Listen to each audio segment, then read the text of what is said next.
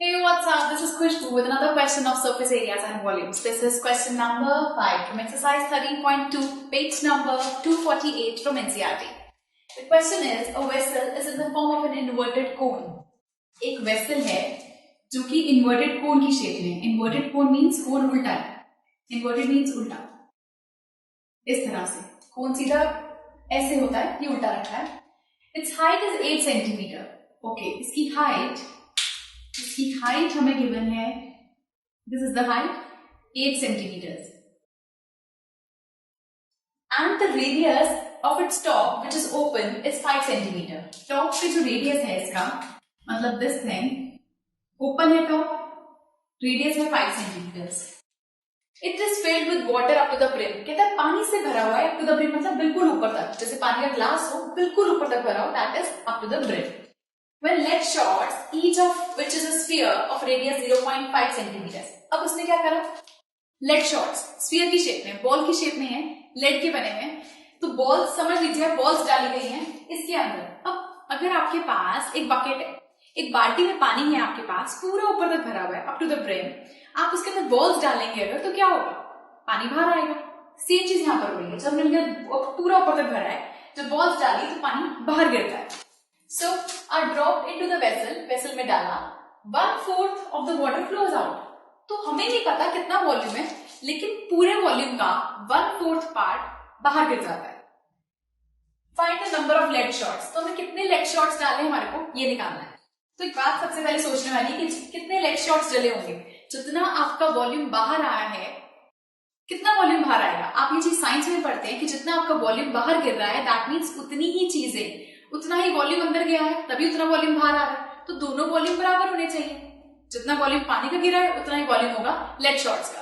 Right. So ये चीज हम यहाँ पर करेंगे. दैट मीन्स वॉल्यूम ऑफ, तो लेड शॉट हमारा स्फीयर की शेप में है, इसका रेडियस हमें गिवन है 0.5 centimetres. So volume of water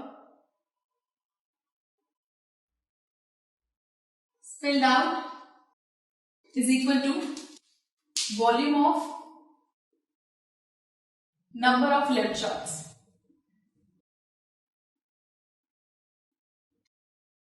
So पानी कितना बाहर गिरा है हमारा? पानी जो गिरा है बाहर वो हमारा था कोन की शेप में. राइट. हमें कहा गया 1/4 वाटर बाहर आया है. 1/4 वाटर किसका बाहर आया है? 1/4 ऑफ किसका? कोन के वॉल्यूम का 1/4. क्यों ले रहे हैं कोन की वॉल्यूम का? बिकॉज कोन के अंदर पानी है, ये पूरा भरा हुआ है, इसके वॉल्यूम का 1/4 बाहर आया. तो 1/4 of volume of cone is equal to number of lead shots. मतलब हम लेट कर लेते हैं. Let the number of lead shots be number of lead shots be n. So n multiply by कितने लेड शॉट्स हमने n let करे हैं, और लेड शॉट का वॉल्यूम है वॉल्यूम ऑफ स्फीयर. स्फीयर से ले रहे हैं क्योंकि इसके वॉल्यूम था स्फीयर का. तो जो एक स्फीयर का होगा उसको मल्टीप्लाई कर रहे हैं n से. n मतलब नंबर ऑफ लेड शॉट्स. हमें नहीं पता लेड शॉट 2 थे, 3 थे, 4 थे. 4 है तो 4 का वॉल्यूम बाहर आ रहा है, 5 है तो 5 के वॉल्यूम से पानी बाहर आ रहा है. सो 1/4 of means into volume of कोन का फॉर्मूला 1/3 पाई r1 स्क्वायर h. r1 हम इसलिए ले रहे हैं बिकॉज दोनों के रेडियस अलग अलग है, तो आपको डिनोशंस भी चेंज करनी पड़ेगी. is equal to n into volume of sphere का फॉर्मूला 4/3 पाई r2 क्यूब, क्योंकि रेडियस इसका अलग है, तो r1 r2 से हम उसको डिनोट करते हैं. नाउ ये आपके पास हो गया 1/4 into 1/3. पाई हमें गिवन नहीं है तो हम उसको यूज करेंगे 22/7.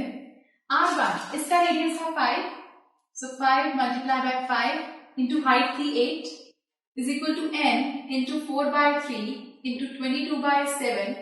R2 आपके पास है 0.5, सो 0.5 का क्यूब. नाउ यहां से कैंसिल क्या हो रहा है? 22/7 से 22/7, इस 3 से ये 3. अब आपके पास बच गया 1/4. 4 1 जा 4 2 जा, सो 5 5 जा 25, 25 2 जा is 15 is equal to n into 4 into 0.5. Decimal remove करें तो नीचे आएगा 10, so 5 1 जा 5 2 जा, that means 1/2 का क्यूब. तो ये हो जाएगा 1/8, so 4 1 जा 4 2 जा. सो ये 2 इधर आके मल्टीप्लाई होगा, so 50 multiply by 2 is equal to n is equal to 100. That means 100 lead shots थे जो कि अंदर डाले गए हैं, जिसकी वजह से 1/4 पानी बाहर आ गया. सो सबसे पहले सिर्फ एक चीज ध्यान रखनी थी, ये इक्वेशन क्या बनाई है हमने, जितने लेड शॉट्स ले लेंगे उतना ही पानी बाहर आएगा, बराबर वॉल्यूम. तो वॉल्यूम हमें जो पानी का बाहर आया है वो था 1/4. हमें कहा गया था कि 1/4 water, see it's written here 1/4 of each of which is a sphere. So 1/4 पानी बाहर आया है और वॉल्यूम एक स्फीयर का जितना होगा हमें नहीं पता कितने डाले गए हैं, तो हमने इसको n लेट कर लिया, तो दोनों इक्वल होंगे. देन फॉर्मूला पुट करके इस हिसाब से इसकी वैल्यूज निकालें. So this was fifth question from exercise 13.2 and do watch the next video for some more questions. Goodbye.